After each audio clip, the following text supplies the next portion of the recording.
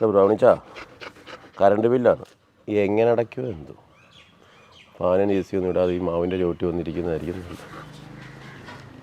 അയ്യാ ആ പ്രസാദ് കണ്ണും തള്ളി വേർത്ത് വിളിച്ച് മരത്തിൻ്റെ മുട്ടിൽ കറണ്ടില്ലേ? കറണ്ടൊക്കെ ഉണ്ട്. കറണ്ട് ചാർജിൻ്റെ ബില്ല് വന്നു. അപ്പം തന്നെ കണ്ണ് തള്ളി. 6550 രൂപയെ. ഓ ഇങ്ങനെ അടയ്ക്കുമോ എന്തോ. പോരാത്തതിന് ഈ മാസം ഒരു ബന്ധുവിൻ്റെ കല്യാണമുണ്ട്. ആ ബെസ്റ്റ് തന്നെ. മാർഷൽ വി സെബാസ്റ്റ്യൻ അറിയാതെ പുള്ളിയുടെ കയ്യിലെ എത്ര പണം സർക്കാരിൻ്റെ ഖജനാവിലേക്ക് എത്തുമെന്ന് നമുക്കൊന്ന് കാണാം. പ്രശാന്തേ, ആ കല്യാണം പ്രമാണിച്ച് പുതിയൊരു ഷർട്ട് എടുത്തിട്ടുണ്ട്. അടിപൊളിയാണല്ലേ? കൊള്ളാം. 2000 രൂപ. GST എത്രയെന്നറിയോ?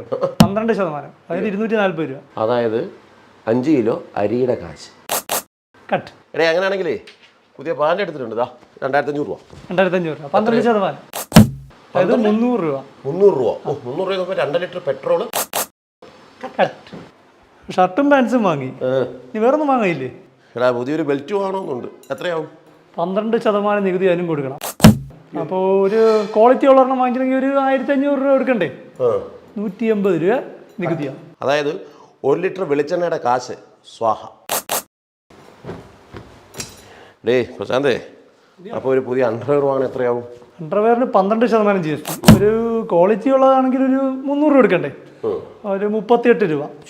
ഒരു കിലോ പഞ്ചസാരയൊന്നും കട്ട് ചെയ്യാൻ പറ്റില്ല. അണ്ടർവെയർ പഴയത് വെച്ച് അഡ്ജസ്റ്റ് ചെയ്യും. അതാകുമ്പോൾ അറിയാൻ അറിയാനും.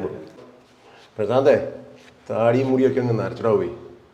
ഡൈ അടിക്കണ പ്രൊഫഷണൽ ഡേക്ക് എത്രയോ? 450 രൂപയെങ്കിലും കൊടുക്കണം. ടാക്സ് 28%. എത്ര വരും? ഒരു 126 രൂപ. 300 പാലിൻ്റെ കാശ്. സാരമില്ല, നര ഇരുന്നോട്ടെ. ഫാഷൻ അല്ലേ? ഫാഷൻ. പെർഫ്യൂം അടിയൊക്കെ നിർത്തിയാണോ? ഭയങ്കര ടാക്സ് അല്ലടാ. 28%. കണ്ണട വാച്ച് എല്ലാത്തിനും ഭീകര ടാക്സ് ആണ്. നമ്മൾ അറിയാതെ നമ്മളൊരു അധോലോകമായി മാറി. അപ്പോൾ കുറെ പഞ്ചാര എണ്ണയൊക്കെ പോകും. നമ്മളിനി എന്ത് ചെയ്യും അല്ലേ? നമ്മളിനി എന്ത് ചെയ്യാനോ? ഇതിലും ഭേദമേ സർക്കാർ കട്ടപ്പാറ എടുത്തിട്ട് കക്ക ഇറങ്ങിയാൽ പോരാ. അത് സത്യം.